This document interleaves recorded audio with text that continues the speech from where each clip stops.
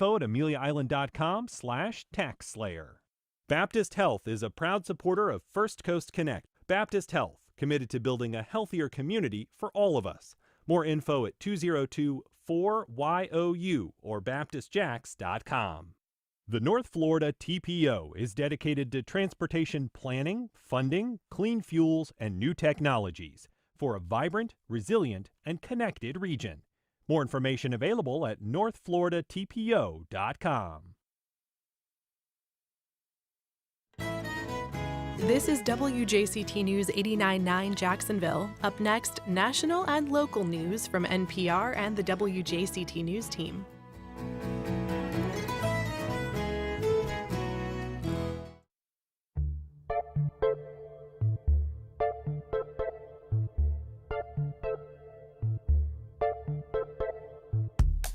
Good morning, I'm Ann Schindler. On today's First Coast Connect, local food growers say it shouldn't be this hard to create a community garden. We talked to the agricultural and legal experts hoping to create space for urban gardening. Then, a local effort to keep kids out of foster care has an urgent need for host families. We asked 2 volunteer parents what it takes and what you can do to fill the need. And the Jags' epic fourth quarter meltdown. Sportscaster Alessandra Pombrian guides us through the Monday morning walk of shame. Join the conversation. Give us a call at 904-549-2937 or email firstcoastconnect at wjct.org. It's all ahead this hour after the day's news.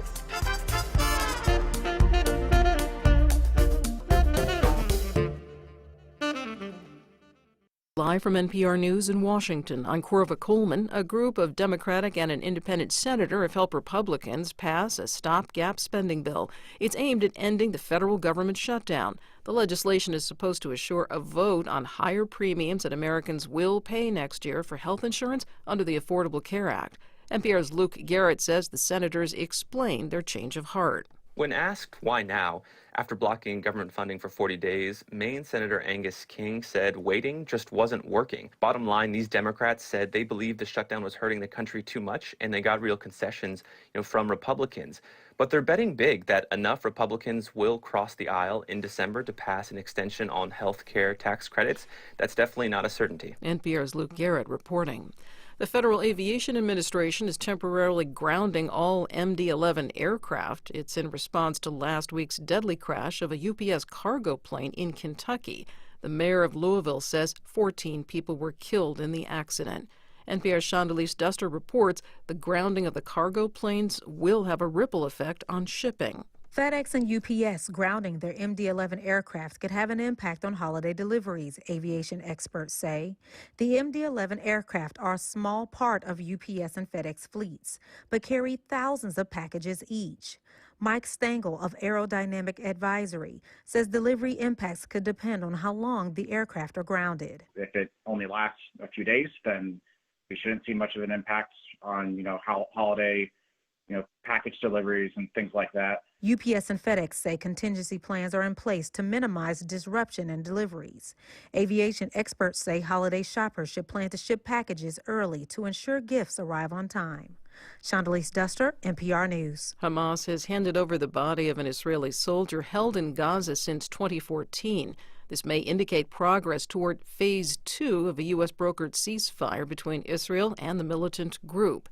President Trump's son-in-law, Jared Kushner, is in Israel for talks today. NPR's Lauren Frayer has more. Phase 1 was halting violence, exchanging bodies, and boosting humanitarian aid to Gaza. Phase 2 is disarming Hamas, deploying international troops, and governing post-war. Hamas's handover of the remains of Hadar Goldin, an Israeli soldier killed in a previous Gaza war, could impact Phase 2 negotiations over some 200 Hamas fighters. They're believed to be holed up in Rafah in southern Gaza. Israel's been demanding they surrender or be killed. The U.S. floated the idea of freeing them if they agree to disarm and in exchange for Goldin's body. As for an international security force, Turkey has been involved in talks, but an Israeli government spokesperson says there will be no Turkish boots on the ground. Lauren Frayer, NPR News, Tel Aviv. You're listening to NPR News. Good morning. You're listening to WJCT News, 89.9 in Jacksonville. I'm Stephen Ponson. It's 9:04. The Food for Fines program is back in St. Johns County's public library system so the public can give back to local families in need. Starting this week and running through December 21st, this initiative lets you eliminate overdue fines by donating non-perishable food items to reduce fines by $2 an item. All donations support the St. Johns County Health and Human Services Food Pantry. Fees related to lost or damaged items are not eligible for reduction through this program. Anybody can donate, even if you don't have any outstanding library fines. Florida Attorney General James Uthmeier is suing Planned Parenthood for what he says is false advertising of abortion medications mifepristone and misoprostol. The lawsuit says Planned Parenthood's claims that the medications are very safe are false and mislead the women who seek information about the safety risks involved with an abortion. Planned Parenthood of Florida President and CEO Alexandria Mandato called the lawsuit politically motivated and defended the medication in a statement. The Attorney General wants a judge to find that Planned Parenthood's information violates state law prohibiting deceptive and unfair trade practices and wants the organization's state licenses or permits to be suspended. It's going to be a chilly day here in Northeast Florida, highs in the mid to upper 50s this afternoon, but during the overnight hours, a freeze warning is in place for southeast Georgia and for areas to the west of the St. Johns River. For areas closer to the coast, temperatures expected to drop down into the mid-30s. Support for NPR comes from NPR stations. Other contributors include Lilly Endowment, a private foundation supporting NPR's coverage of religion and spirituality, and Jarl and Pamela Mohn, focusing on civil liberties, foster youth, public radio, and the arts.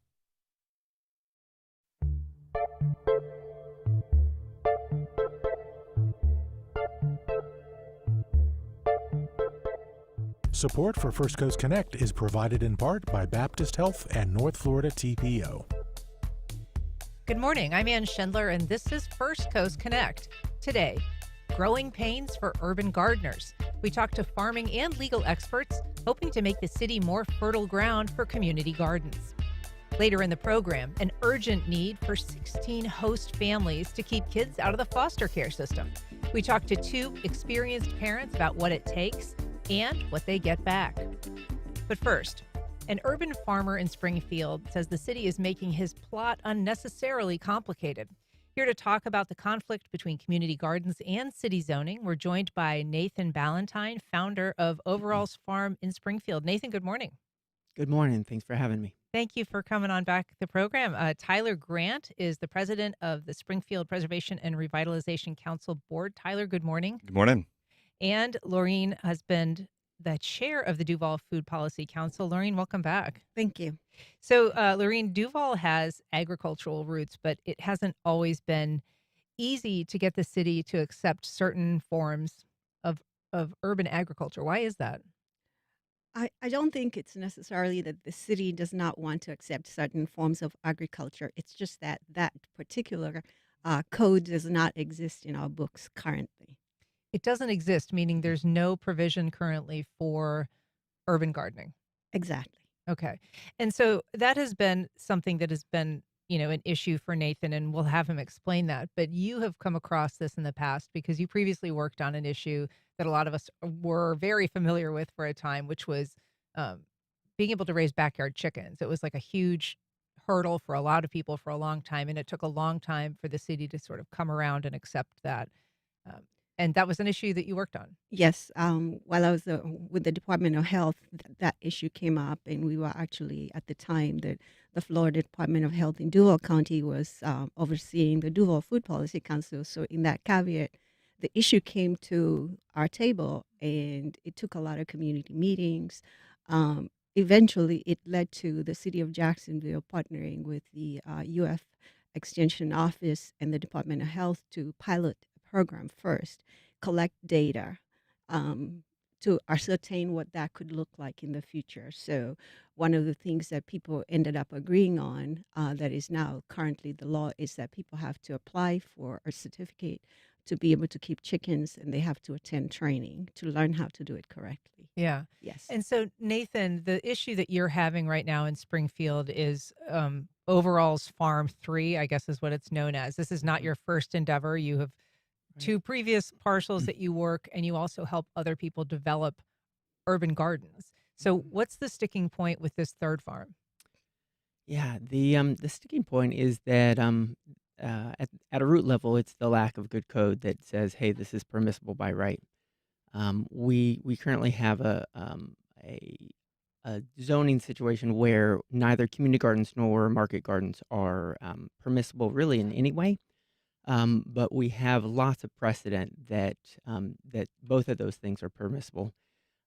So we have decades of precedent that market gardens and community gardens as a accessory use are just assumed not to exist. Honestly, is how the city approaches it. Is if there's another permissible use on the property, like a house or a business, then the city simply just ignores and pretends like the other use doesn't exist. There is also the precedent of Eartha's Farm and Market that operates under a COU. A certificate of use. A certificate of use. And explain, that is something that would allow you to create a use that maybe isn't part of the traditional zoning as it stands, but it's something. So no, that'd be the PUD. So there's, as I understand it, there's two major ways to have permission to operate a business in the city of Jacksonville. There's the certificate of use route, which is kind of business as usual, and then there's the PUD, which is like, this is very exceptional. We need to kind of carve out its own terms so that it can proceed. And so Eartha's Farm and Market on Moncrief, they started as a market garden in 2010. It took them 4 years, but they got a certificate of use. And then they operated without any other primary use on that property until 2022, I believe it was, when they built their formal, wonderful facility for culinary education and their farmers market and such. So that's awesome precedent. But then there are also, lots of other precedent of community gardens and market gardens around the city. And so in a situation where there isn't a clear-cut code permissibility and there is a lot of precedent, then our own feeling is that we should be able to figure out, as Eartha's did, a way to operate under the existing code. There are folks that think that is not how we should proceed.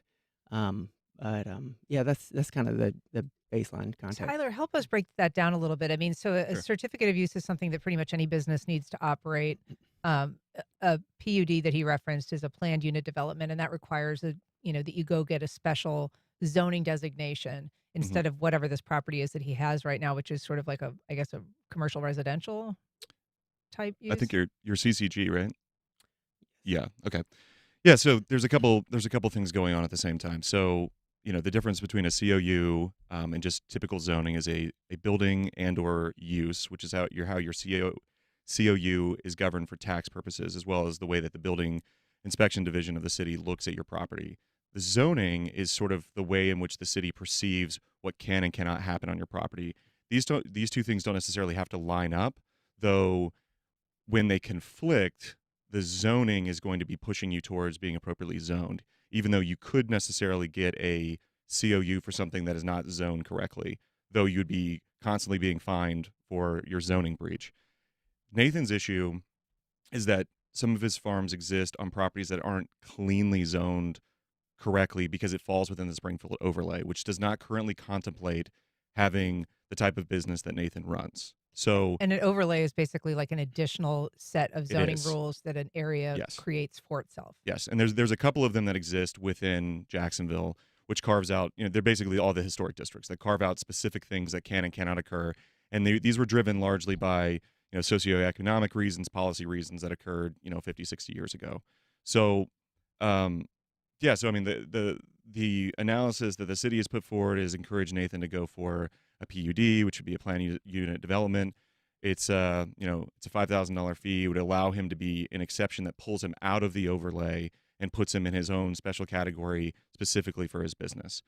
The city, as far as like the precedent stuff is concerned, the city has taken sort of like kind of a weighing approach when if you're running a particular type of business, they will say if 51% of your business is a daycare, which is permitted in the zoning overlay, 49% of it is a food service business or a community garden or whatever, they'll tend to weigh on the side of the daycare center. And that's sort of worked out for some people. there's been some issues with that going forward, and that's why we've tried to work with Nathan about navigating this with the city, either going through the PUD route or being creative with that piece of legislation that I sent you that we've been advocating with the city to try to adopt, so that this sort of takes it out of the zoning analysis and some of these like bifurcating or trifurcating definitions, but actually trying to move forward where this is a permitted use by the city. And for a permit, it basically models exactly what the HIN Act is. It gets it done, and the city doesn't have to have like some sort of complicated overarching zoning discussion. And so the act that you're referencing that you sent, the proposed bill, it's called the Hive Act, and basically it would address urban farming. It would create rules governing, what can be done on those properties, and it would allow the city to permit these to exist. Currently, they don't really have the framework to allow this kind of farm. Correct. So I picked the Hive Act to be kind of cute because I do beekeeping. We've got a beekeeping company. Anybody wants any honey, I'll hook you up. But the plan is historic innovation in vegetables and edibles is what I was trying to get to. I was trying to be like Congress a little bit, but the plan would be that it would allow exactly like the HIN Act, where for a permit fee of $50, you could be exempted as an urban farm. There's rules on the size of them and how many of them can be within a certain quadrant of each other to avoid it being like, you could kind of have a sweetheart, like someone conveys you property in kind of a sweetheart fashion, and then there'd be 17 within like a square block, which obviously is not exactly what we're trying to do. Though we have had some interesting conversations at SPAR about what it would look like. There's a lot of like kind of interior quadrants within some of the blocks of Springfield, and we've explored what that would look like to basically make them all kind of like owned by the surrounding neighbors and serve as sort of like a grandfathered easement within the city block, that everybody could garden and pick within their own little quadrant, and that it would sort of be like kind of a feature of the community. But this, modeled off of the HIN Act, would allow you to have a very simple permit that goes through planning, $50, and you would be able to have a community garden by right, or a community garden or a for-profit garden by right within any overlay that currently exists in Springfield and in the city at large.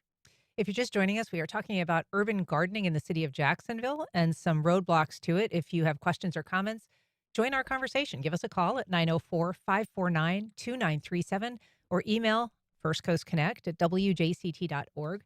You can also reach out on social media. We've got a email from a listener saying, I read about the urban farm business in Springfield. It's my understanding that a PUD is required because the project plans for more than an urban farm, but also outdoor events, space for large crowds, retail sales of products, and other activities that aren't growing produce. Multiple uses often lead to a PUD. So Nathan, that has been part of what the city has said, and we reached out to city officials. They, sent some answers, but primarily it's that, what Nathan wants goes beyond just a you-pick farm for people who have a subscription. It is a variety of events.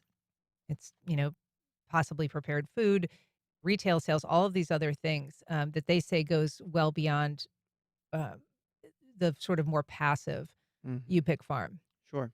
So it's so funny how this narrative has changed. There's kind of been 4 steps of the narrative that has risen against us. The first is that that you're going to be noisy and sneaky and smelly and messy in the neighborhood, and so we decided to go ahead and build it because we knew that's not how we operated, and so now we have a beautiful example of urban agriculture in our community. And then there was this narrative that we were overblowing our support. And so we just continue to do what we've done is we hosted community events. And those events became iconic anchors in our community. And we were trying to apply originally as a private club because we said, well, our business model is way more than 50% club model. People pay a monthly fee like Netflix, and they can come be in our space. They can come host their own events, and they can pick vegetables. And that's been our business model for 7 years. So we were applying as that. Initially, we were rejected administratively because our property is not 1 full acre. It's 2/3 of an acre. And the city said, no big deal. And this is planning speaking. They said, no big deal. I had a pre-app meeting and they said, you should apply for a COU by exception as a private club. And so we were about to proceed with that, but then we started having a particular neighbor call in and complain for somewhat frivolous things. But anyhow, this narrative right now that's come up is that we are a retail-based operation is just absolutely false, and I cannot understand why that narrative is being pushed. We had an event. We had one single event that was a fundraiser for Just Food Network, that is the umbrella of Duval Food Policy Council, and we sold tickets on one evening for games and for pumpkins and things like that. And that is the only retail type thing that we've done on the property in 7 years, or any of the 3 farms, excuse me. So that's not the case. Do we host community events? Yes. So a few months ago, there was a concern about proceeding with a private club COU. There was the thought that if we're granted a COU as a private club, then it would open the neighborhood up to strip clubs. And we said, well, I don't really understand that idea, but okay, that's fine. We'll proceed and pursue a community center COU. And community centers host events. They host the community. They have meeting space. They do youth programming. And so we started being public about the fact that we do all these things, right?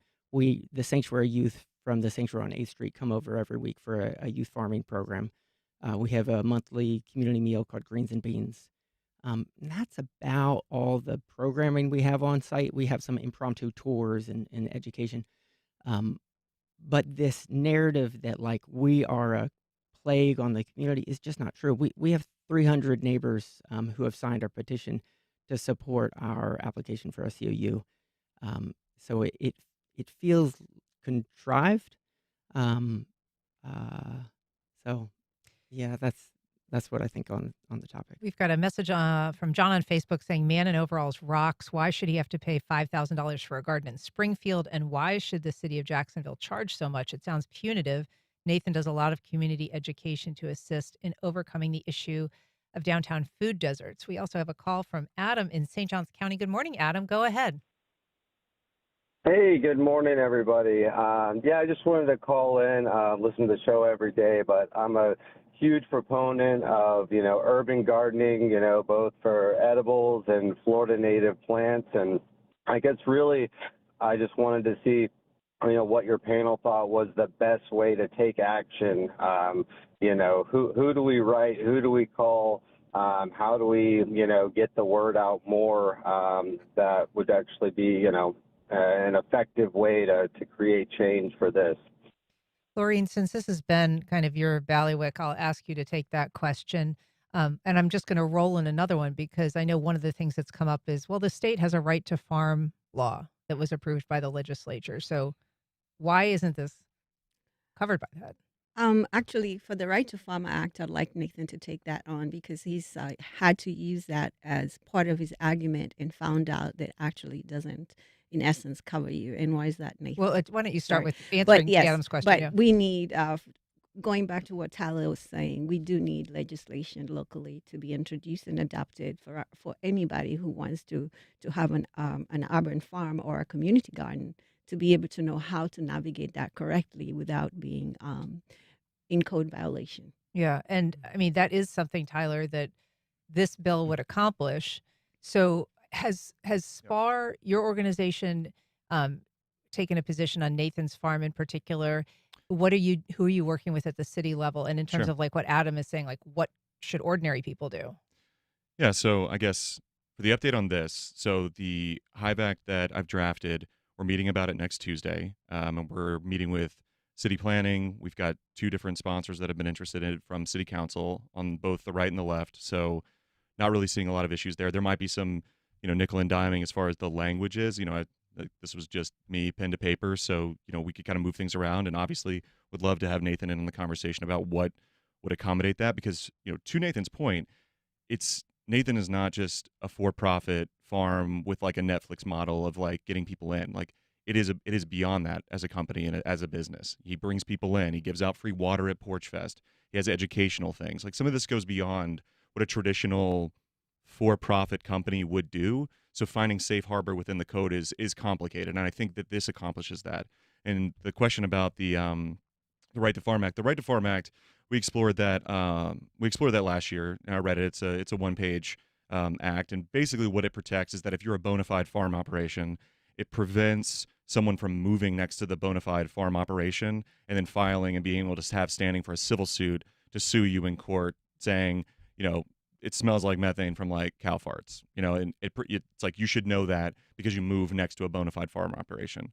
So the like bona fide farm operation, the safe harbor that exists, because Nathan's farms are new, they don't necessarily qualify under the Right to Farm Act. It was our analysis. As far as SPAR taking official action, we haven't taken any official position one way or the other, because our typical procedure is that when someone submits a PUD application, we review and then provide guidance, feedback, blessing, thumbs up, thumbs down. We do it all the time. And so we don't usually do that preemptively. I think 25 years ago, we got like burned in the past from people changing what they actually put in their PUD, and then SPAR blessed it before, and it kind of looks kind of weird. But yeah, I mean, I think we've kind of put our money where our mouth is by submitting this to the city and pushing this forward. We think that the business is a valuable business for the community, and we want there to be more of them. And I think if there was like a small little micro farm on every block, and I got to walk out, and I've got a small backyard, and my bees were able to go and pollinate all of Nathan's farms, and we were able to go pick our stuff and not have to drive and get in the car to the grocery store, I think our community would be a lot better off, and I think this accomplishes that. Nathan, it's my understanding, correct me if I'm wrong, though, that somebody has offered to maybe help pay or to pay the cost of a PUD application, which is this $5,000 fairly daunting amount for any small business. But you are sort of firm in your position that you don't want to go that route, even if somebody were to help you offset the cost. Yeah, it's because of the precedent. So right now we have a precedent where market gardens can operate under a COU based on the precedent of Earth's Farm and Market.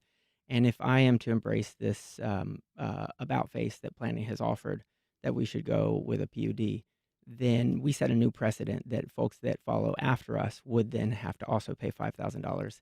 And that feels like we'll just shut down the space. I know a lot of my peers, and we're, as a business, overall is positioned where we can absorb that cost internally. We've had offers because of our, what do you want to call it, the spotlight that we enjoy in the community. Folks have offered to help cover that from multiple angles, but it's not about our $5,000. It's about the dozens of future market gardeners that would come after us, and potentially even that would be leveraged to then force community gardens to also pay for that. And I think about my peers who could not write a $5,000 check, and then I think about community gardens who, if they get a $5,000 grant as a community garden, it's a windfall. It's like it's a birth certificate, and to then suddenly have to pay $5,000 for not to get a permit, it's for the privilege of applying, right? So it's actually a $5,000 lottery ticket. And you because may there's no or may guarantee that you'll get there's no approved. guarantee, and it requires a lobbying effort all the way to city council. And so the number of small operations that would just de facto be shut down is to me intolerable. Can I ask a question? Sure. When you say the precedent, are you meaning that they already have a COU as like a for-profit garden and the city just doesn't enforce it, or they actually, or sorry, they have a COU? I'm for sorry, that? are you talking about Eartha? I mean, yeah, I'm talking about like other example. Like, do they have a COU that's permitted, but you're saying that they're a precedent in the sense that they exist, they're operating, and the city is just not giving them, they're not hassling them. So both. So there's precedent of somebody operating under a COU, and then there's lots of and I guess it's not legal precedent because it's not in writing anywhere, Got it. right? Okay. But there's this informal policy of the city not to mess with folks that are doing a lot of these things. But if we establish a very public, we bow to the PUD, then it sets up a situation where the city can say, oh yeah, see, Overall's Farm had to do it, and even with all their support, they had to do it, and so yeah, of course you do, right? Is there a sense? I mean, we keep talking about Earth's Farm and Market on Moncrief, and obviously that's associated with the Clara White Mission. Mission, which is run by one of our city council members, Sure. Jacoby Pittman. So, is Mhm. there like some sense that people have that she's getting special treatment, or is it just like what's your sense of that, Nathan? My sense is that so they were approved under a category of other, or if you dig deep into the documentation, it says food pantry. And my sense is that the code is actually on the top of a fence, and it can be pushed either way, right? So, like, we are a private club. Our farm is a community center. Our farm is a non-accredited trade school, right? All of these things are in our zoning, and so we can lean one way or the other. And the question is which way do we want to lean, or how do we fix the rules? So Tyler's been working on this Hive Act. The Duval Food Policy Council has been working on the Free to Garden Act for about 2 years, doing listening sessions with other urban farmers. How does the city council's Garden Act compare to what you've proposed, That's a Tyler? great idea. We have no. You don't know. You've not I have seen no it. knowledge of this until this morning. This is Yeah. pretty recent, but Yeah. we're driving it forward pretty quickly. I was not familiar that there was actually legislation out there that's been in the process for 2 years. Is that something that you've seen, Nathan? Yeah, we've been. I sit on the Duval Food Policy Council as well, and so we've been working on that. What are the like the highlights of it? The highlights is that it would make community gardens and market gardens permissible by right in zoning districts across the city. That's the gist of it, but lots of stipulations around like number of public events and anything and everything like that. On farm sales. How does it distinguish like what is the community garden versus like the for-profit like subscriber garden? Like what are the differences? Mm-hmm. Well, the market garden is is more business model based, and the community garden is more either an allotment or for community benefit kind of basis. Yeah. I got an email from Joe. He says, Okay. "Isn't this farm already getting, or this farm business already getting special treatment? He's built structures with the required COA." Yeah. It says he's built the structures in the historic district, and he doesn't have the certificate of use for operating his business. Why hasn't he been shut down if he's not following the rules that everyone else has to? You have gotten some citations, I guess. Mm-hmm. Yeah, we don't have any permanent structures on site. So we do have a shade structure that we can stretch some canvas over, but that could be taken down in a day. We did get some citations. We had a citation for unpermitted mulch storage. And we got a citation for trash for firewood that I had chopped and stacked up and taken a picture of for our neighbors. And a COA is a certificate of appropriateness. Is that Yeah, correct? that's Yeah. the the historic overlay. district. Yeah. Okay. And Laureen, candidly, I think that's one of the. Sorry, I want you to jump into, but I think that might be what the Jacoby Pittman situation is, because they fall outside of a historic district. They're also Duval generally has permitted agricultural uses, and properties can be kind of reallocated to find safe harbor in that. But the historic district, I think, is what really drills down to make this kind of like it's very specific what you can and cannot do in Springfield. And so I think that's also kind of where a flashpoint is. But Laureen, I just wanted to ask because, other cities have made the assumption of permission, built into their code. And some cities have kind of gone out of their way now to change the rules so that that's very clear. Atlanta is one of them, but also places, like Portland and Ann Arbor. I mean, there's cities all around. They offer a model that will work for Jacksonville. We've actually looked, the Duval Food Policy Council, the legislation that we were actually hoping to now meet with Tyler to see where we can marry these two efforts together so we're not working against each other. We borrowed a lot of it from St. Pete's in Atlanta.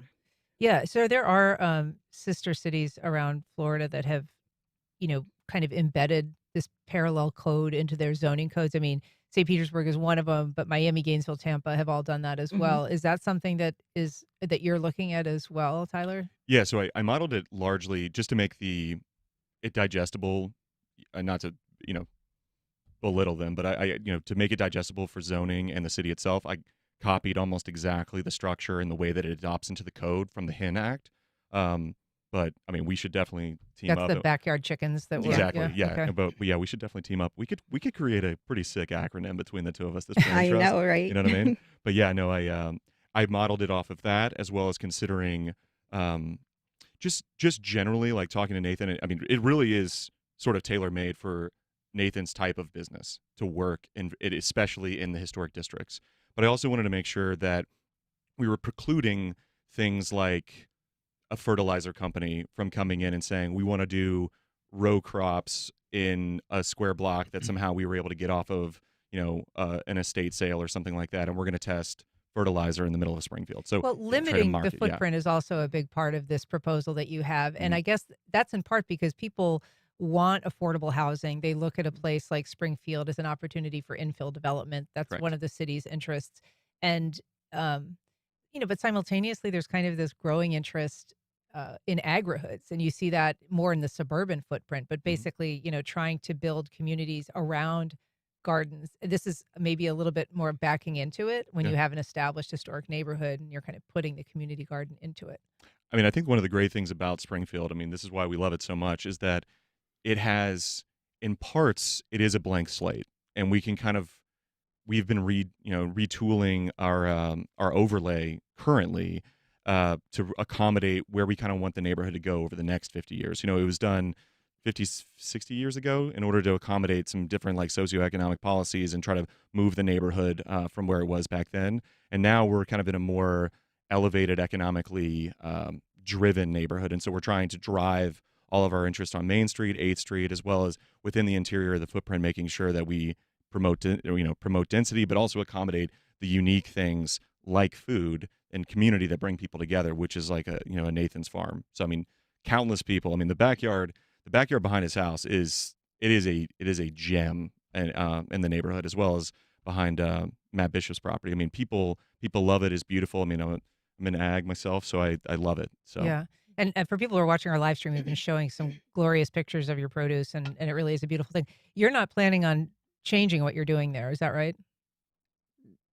I I guess mean, I don't know what you mean. you've set up your farm. You don't have any plan to take it down. I mean, this Oh, regardless no. of kind of No, what no, is we're going forward with the city. Yeah, we're gonna keep going. Yeah, we only developed our second and third farms in the neighborhood because we had a unbelievably long wait list from neighbors in the community, and so we want to feed those neighbors who want to eat, and every day that wait list grows longer.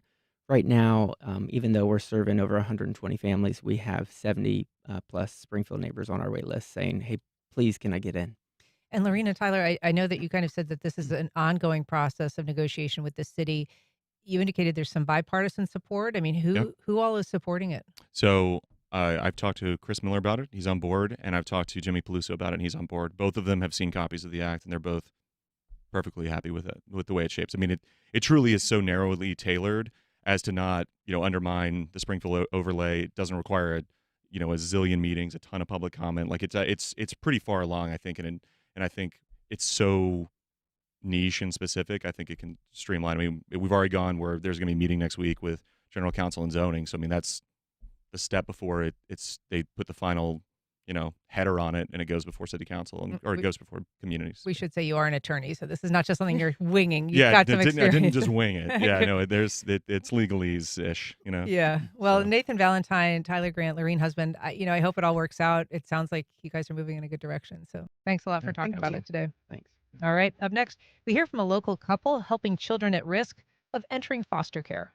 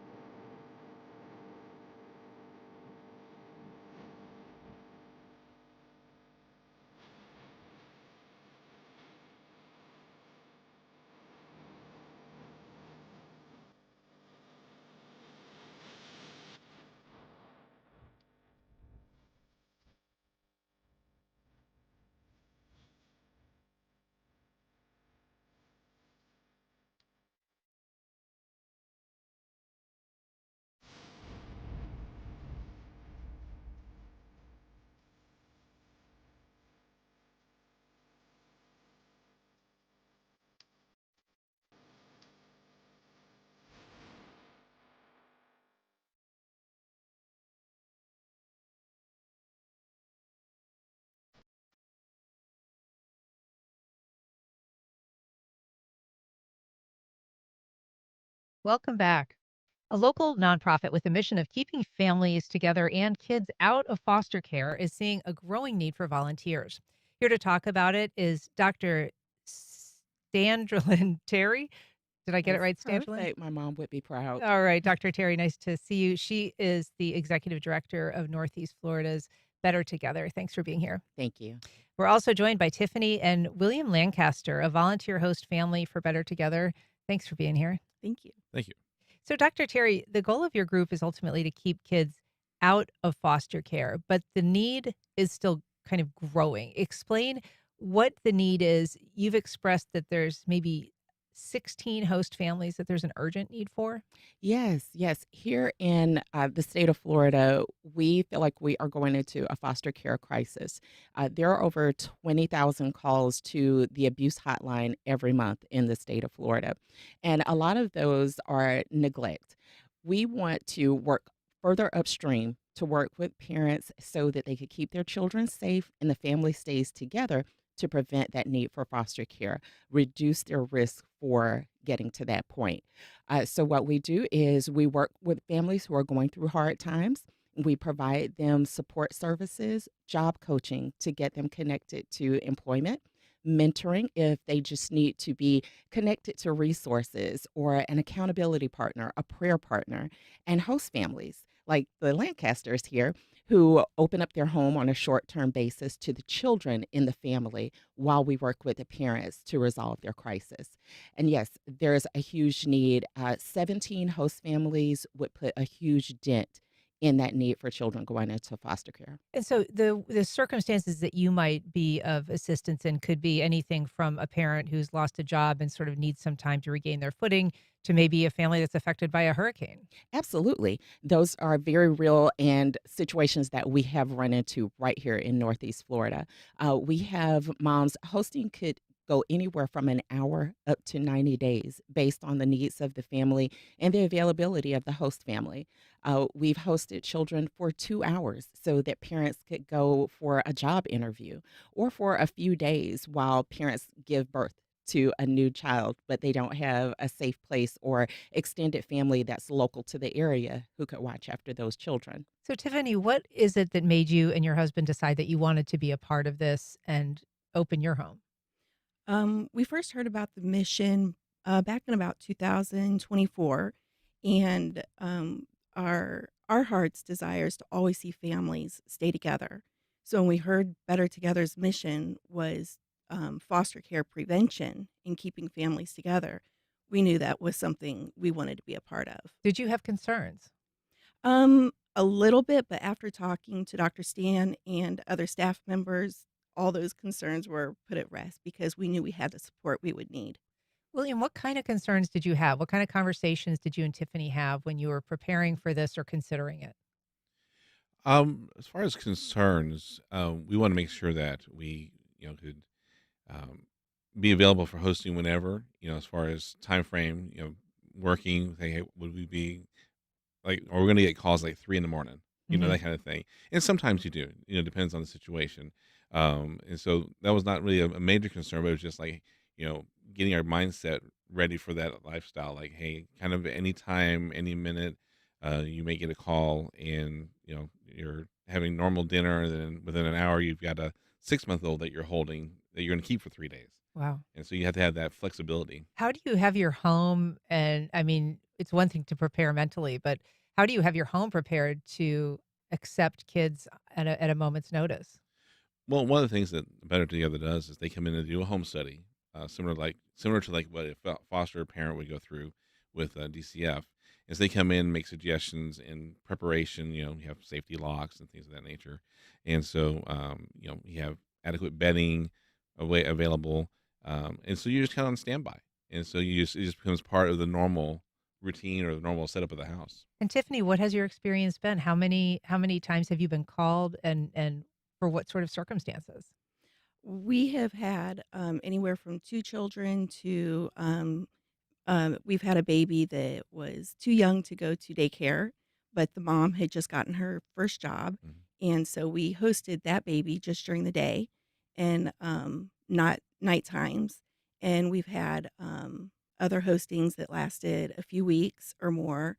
But we're open and available for whatever the need is for the family and the children. Has it been rewarding? Has it brought anything to you that's been satisfying? Oh, absolutely. Knowing that we're able to help and be a part of the family's journey and to keep the family together. So, Dr. Terry, this is a faith-based organization, and it is part of the state's embrace, I think, of more faith-based solutions or opportunities outside of the traditional state system. Um, what is it? I mean, that offers you some flexibility and some freedom in terms of how you operate. But what is it that how do you vet families? How do you make sure that they're capable of doing the job? What kind of accountability is because the state's not providing oversight? Excellent. That is absolutely correct. We are volunteer driven and professionally supported. So we have a full team that stands behind our volunteers and are there to provide any type of support that they need. As William said, there are significant vetting process. So once a family decides that they do want to host children in their home, there is an application process. Everyone in the household who is 18 or over has a level 2 background check. We do conduct the home study where we have a team that comes out to the home, goes over all the safeties, water safety, gun safety, sleep safety, everything. And if there is anything that the family needs support on, for example, if there is a water feature, a pool, retention pond, or anything like that, we require that there be two barriers between the home and the water. So if that family doesn't have a pool alarm or a lock for the door, we have organizations who have partnered with us to provide alarms. We do the little socket covers for electrical outlets, things like that, just to help the family along to be prepared because they are volunteers. They're not paid for this. They're doing it from the kindness of their heart, and we do consider ourselves a ministry. So we partner very heavily with the local church to recruit volunteers because they're already mission minded. Although we will take volunteers from anywhere, this is a group who wants to circle around these families, and we eventually want to connect these families back to a village.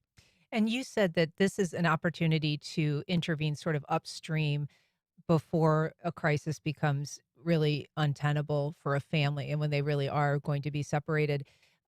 So you're not handling the worst abuse cases. You really are handling families that are experiencing more of some disruption, but is the kind of thing that the idea is that the family will be reunited. Is that right? That is, we are a reunification based program. So if there isn't a clear path to reunification, and examples of that may be where there are situations where the parents want to give up their rights to the children. That's a very sad situation, but that's not something that we step into. Our goal is to work with parents who are already motivated for their families to stay together. They just need that additional support. Yeah. Tiffany or William, I mean, is there something that you would tell families that are considering doing this kind of volunteer work to think about who you think is maybe best prepared to tackle something like this, qualities that you would want them to have?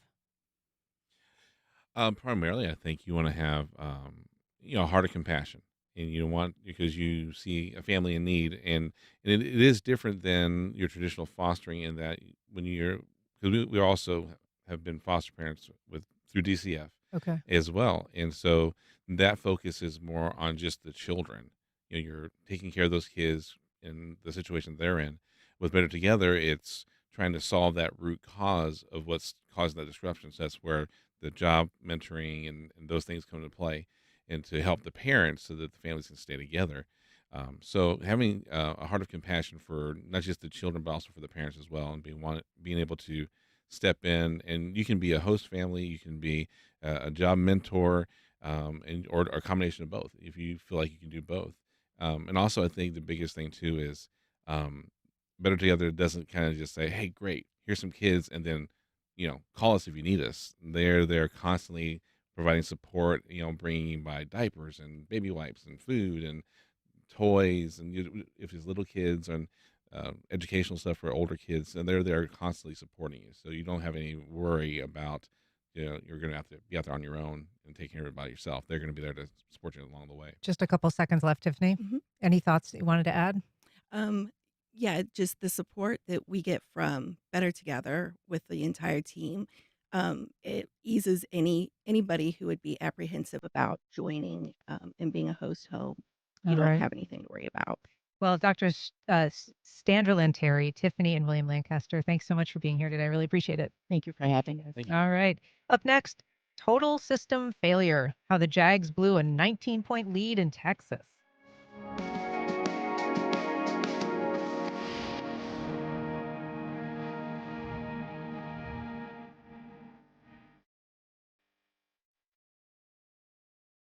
Mayo Clinic, working to solve the unsolvable by using innovations like machine perfusion to help more patients receive life-saving liver, heart, kidney, and lung transplants.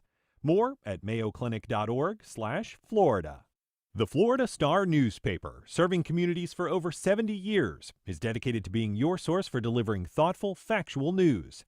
The Florida Star is available at over 200 outlets in Florida and Georgia, or at floridastar.com. WJCT Public Media and the Florida Theater present Jake Shimabukuro live at the WJCT Soundstage Friday, November 14th at 7:30 p.m. Over the past 2 decades, ukulele sensation Jake Shimabukuro has proven there isn't a style of music he can't play. Experience his seemingly limitless musical vocabulary, whether it's jazz, rock, blues, bluegrass, folk, or even classical, on perhaps the unlikeliest of instruments, the ukulele. For tickets and more info, go to wjct.org/events. Housing is getting so expensive that in a lot of places, the workers a city needs to run can't afford to live where their jobs are. So some places are turning housing into a job benefit. We are invested in having our employees be part of the fabric of this county, and we had to think of a way to be able to get them here. That's on the next On Point. Today at 11, here on WJCT News 89.9. Democrats racked up big wins on Election Day, focusing on issues like affordability, the economy, and the fight against Donald Trump's policies. For the next installment of If You Can Keep It, we get into the issues that drove voters to the polls and the lessons that both parties can take away from Tuesday's results. That's next time on 1A. Today, starting at 10 on WJCT News 89.9.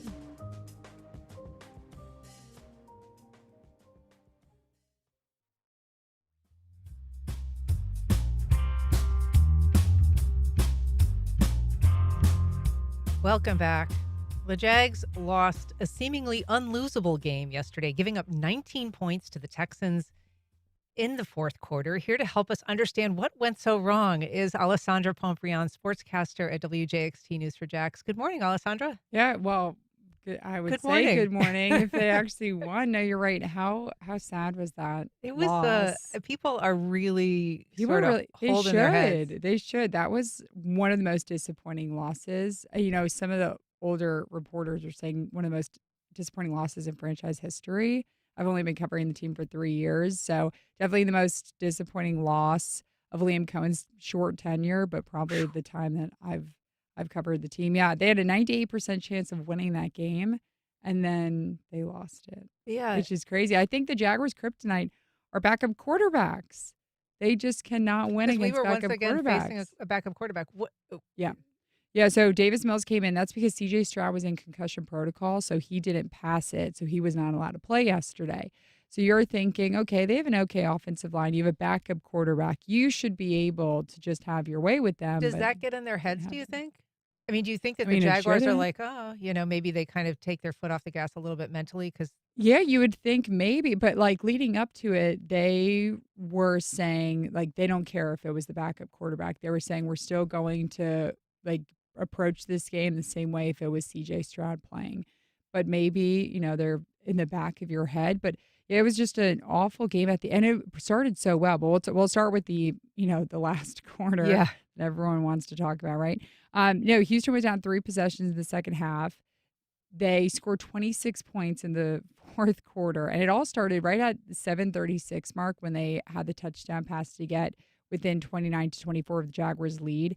That's when I was like, No way the Jaguars are going to blow that. Yeah, it's 5 points, maybe cushion your lead with the field goal. Then they literally couldn't do anything. And then Houston, from their own 7-yard line, they converted 3 times on third down. Jarian Jones was flagged for defensive pass interference, and then Mills was able to scramble for the go-ahead touchdown with 31 seconds left. And you're thinking, okay, you have 31 seconds. You should be able to drive down the field and kick a field goal. I mean, you have Cam Little who can kick from the 50-yard line, so you don't have to go that far. But then Trevor Lawrence was sacked. They got into field goal range. A flag pushed them back, and then Lawrence again was sacked. And then Houston returned that for the touchdown. It was, it was very disappointing. Liam Cohn said after the game, definitely some probably disbelief. You're like, you got a 19-point lead and can't hold on to it. That's really disappointing against an in-division opponent on the road where you're controlling the game for the majority of it. So it was I think everyone was in disbelief at the end of it because, like I said, at the 7-minute, with only 7 minutes to go, you're thinking, okay, they got within 5 points, but that's only 5 points. And then they were able to, clearly come back. Good for the Texans. I mean, they needed that game to keep their season alive. The Jaguars still in the playoff race, but at the very end of it, they really needed that win. We got an email from Paul. He says, hate to say it, but it is time for all of the top talent on the Jags to be traded. They need a chance to win a championship with a contender. Let's wish them well and thank them for trying. Oh, Paul, don't give up yet. I mean, you've already gone through so many years of misery. Well, is this a season-changing loss, having blown such an enormous lead? Does it affect them beyond just this one game? I mean, listen, this was rough. Everyone needs to go back and look at the tape, be like, what happened? Because the first half was so good. You were winning by 17 points. I mean, Jarian Jones got the interception, led to the Cam Little field goal. Ventrell Miller forced the fumble on the ensuing kickoff that led to Parker Washington's touchdown. And then he returned that 72-yard punt return for a touchdown. They were out to 17-0 lead like 3 minutes into the second quarter. You're thinking at that point, oh, how do you lose this game? I mean, you're doing so well, and the Texans were doing so bad at the beginning of the game, and then it completely flipped. But you have to look at the defense. I mean, Eric Armstead leads the team with 4.5 sacks. Josh Hines-Allen and Trayvon Walker combined for 4 sacks. And like Paul's point, those are the top performers on the defense. They need to be performing much better than that. Josh Hines-Allen just needs 1/2 of a sack to beat or to cement himself in the record book or the franchise record books as most sacks in a career for the Jaguars. And you thought he would have had that way early on in the season. So, they definitely need to work on the offensive line. Danielle Hunter, he sacked Trevor Lawrence 4 times. This is the 3rd time in the last 4 games that the offensive line has allowed 5+ sacks. I mean, that can't happen. It really can happen. And so they really need to figure out what's going on because what you saw from the beginning of the season from the Jaguars when Travis Etienne was running through everyone, you're not seeing that now. And, the Texans were 3-5. You should have been able to beat them. You already beat them once, so why couldn't you do it again? So, there's a lot that they'll need to figure out. But don't lose hope, Paul. You got this. Jags are now 5-4. Next game is with the Chargers, and it's at home. Yeah. Any changes that you expect to see? Hopefully Brian Thomas Jr. is back. Brenton Strange should be back. Hunter Long was hurt. That's why he didn't play this last season. So hopefully, or this past game, sorry. So hopefully he may be back to help them out. But I mean, they need to really take a look. I mean, the Chargers are a good team, and Justin Herbert's a good quarterback. They really need to take a look at what happened with the Texans and try to figure that out. Well, Alessandra Pomprian, we'll look forward to hearing from you after that. Thanks for being here today. All right. Thanks for listening. That's our program. If you have comments or suggestions, you can send either to First Coast Connect at WJCT.org. And if you missed anything, you can find our entire archive on the First Coast Connect YouTube channel or at WJCT.org. Join us tomorrow when we talk to the Foundational Art Walk creators about how new vendor fees are changing the iconic downtown event. I'm Ann Schindler. You've been listening to First Coast Connect on WJCT News 89.9.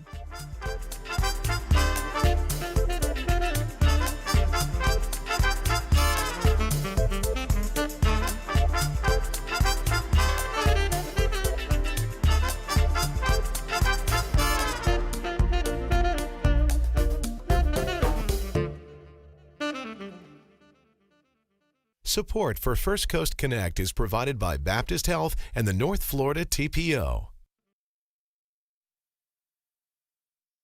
The North Florida TPO is committed to shaping our transportation future.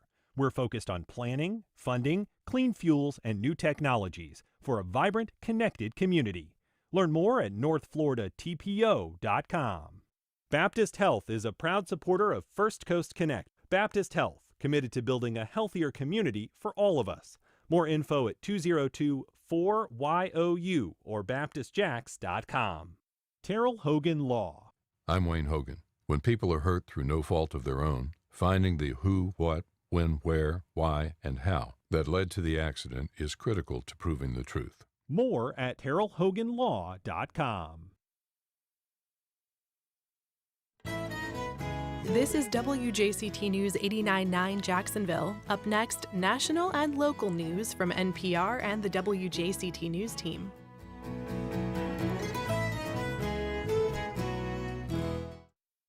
Democrats split over early steps